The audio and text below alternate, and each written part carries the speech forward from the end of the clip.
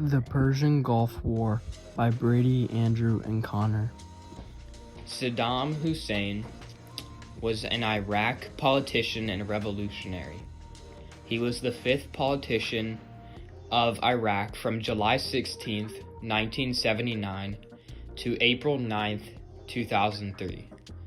Saddam Hussein led Iraq into the Iran-Iraq War and also into the Persian Gulf War.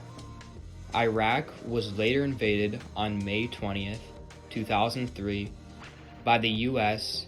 after Saddam Hussein refused to cooperate with international inspections for prescribed weapons. Saddam Hussein was captured and put to death on December 30th, 2006 by hanging. The war began after Iraq, under the dictator Saddam Hussein, invaded Iran under Ruhollah Khomeini to gain control of the Shatt al-Arab River. This would gain the rich oil province for Iraq and weaken Iran's military. The war lasted almost 8 years and had around 2 million casualties, and the war ended on August 20th, 1988.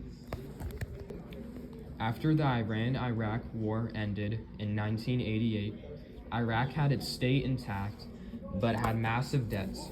Iraq financed most of the war effort through loans and owed the country Kuwait about $353 billion. Kuwait also constructed military and oil facilities on Iraq territory, while Iraq was focusing on the Iran-Iraq War, which was also part of the reason Iraq owed them money. The Persian Gulf War began when Iraq invaded Kuwait for two reasons.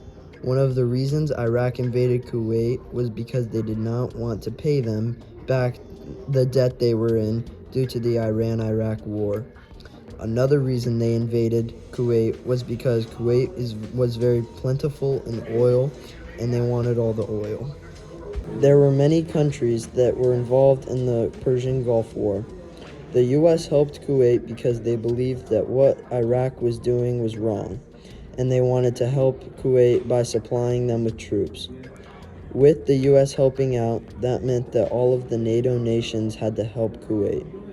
There were a total of 39 nations involved in the war. An important part to the war was Operation Desert Storm, which was led by the U.S. and carried out by coalition forces. The operation was meant to weaken Iraqi ground defenses. This plan was to be carried out on February 24th, and it quickly ended on the 28th. Three main objectives during the air campaign was to establish air supremacy, destroy strategic targets, and to degrade Iraqi ground forces. Air defense system of aircraft, surface-to-air missiles, anti-aircraft guns, and ground-controlled interception radars of Iraq's were rendered ineffective. As soon as the Allied forces controlled the skies, they began destroying targets that were important to the Iraqi war effort. These included command, control, and communications facilities.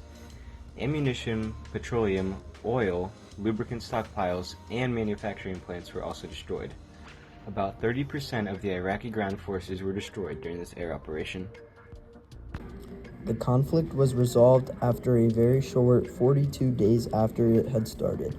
In 1991, the U.S. and other Allied forces entered Kuwait, and George W. Bush declared the suspension of offensive combat operations against Iraq. A few days later, Iraq agrees to the terms of all United Nations resolutions and agrees to the ceasefire agreement. The Persian Gulf War was influenced by economic wants for Iraq. Oil is an economic good, and since Iraq invaded Kuwait for oil, that means that the reason for this war had an economic motive.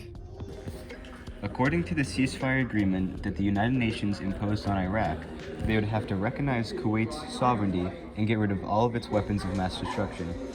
Uprisings in Iraq from the Shiite people in the south and the Kurd people in the north started against Saddam Hussein. These uprisings were suppressed by Saddam's forces. The US and Britain maintained a no-fly zone over Iraq and had aircraft of their own patrolling the skies.